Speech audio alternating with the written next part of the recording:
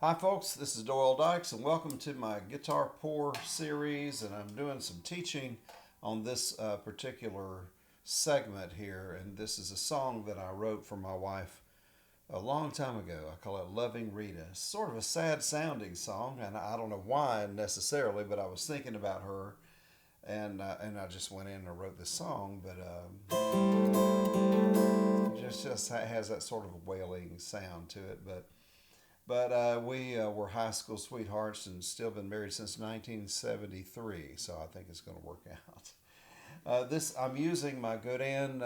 This is a multi-act signature model, Doyle Dykes signature model, and it has the white roses here, and I like, instead of just thumbprint markers, it actually has the enlarged dot markers here, as well as dots on the side, black dots on the white binding. Has my name up here, all that. But it has a really unique pickup system in it. And first of all, I'll just show you the pickup itself.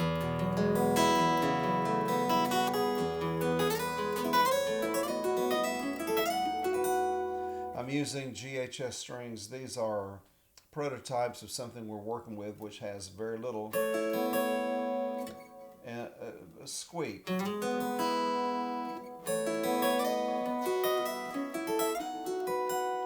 It's especially great for recording.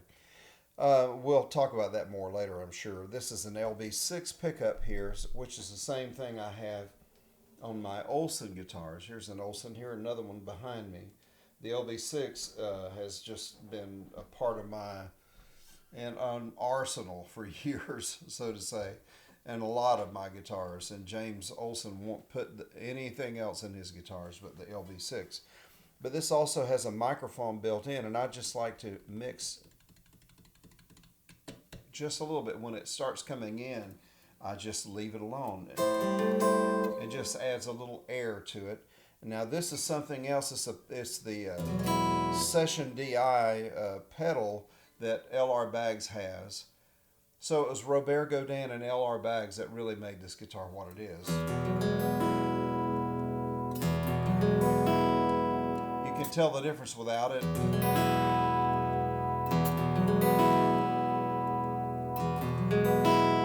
It just rounds the top off really, really nice, adds warmth and depth to the sound. It's harmonic distortion and multiband compression, which is what they use when they master a record. So that's why you have, here it is without that. Still sounds good, but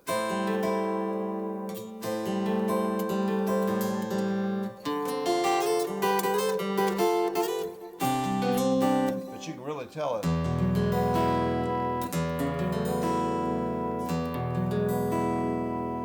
Amazing sound. I'm going through my AC3 pedal by Zoom, and also my Crush 30. This is an Orange Crush 30 orange amp. I have a Groove Tube mics is picking up a little on the front of the guitar, and also with the Q8 Zoom camera is picking up the mic.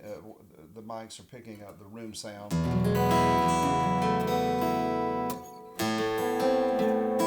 Starts off with a form of an A minor, and the first two here are open, and the last two are also open. I actually usually call these the first two, first and second strings, and then the last strings. And in the middle you have an A on your fourth string, and then a C on your third string. So it's a part of an A minor, and everything's in your right hand. And then go down 2 frets on the fourth string.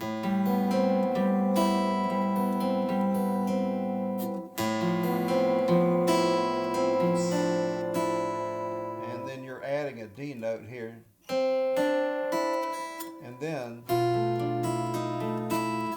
And this would be like a D minor with a B in the bass, but you're doing it up here. So if you moved an A minor all the way up here and put a B in a bass and move that third string up to be a part of the melody, and and that's an E7.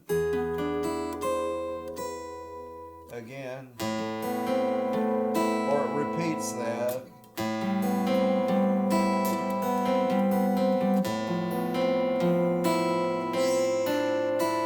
And then I change it on the second part of the intro.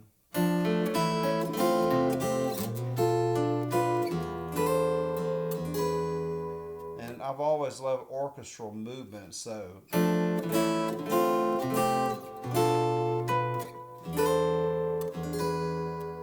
and so it's like an F6 or D minor, really. It's just 3 notes.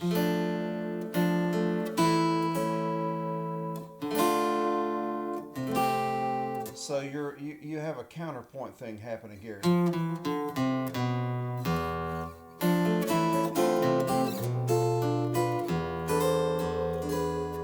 And so you have to do it with these chords.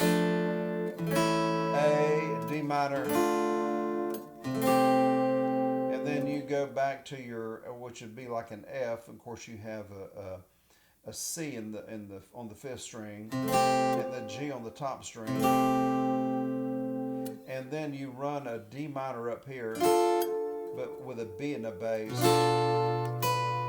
and then add that B string up on top, and then this would be like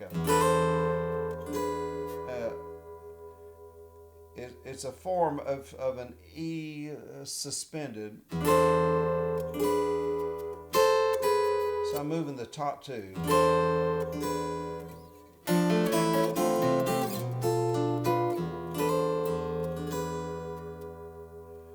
And more on that and on the next segment.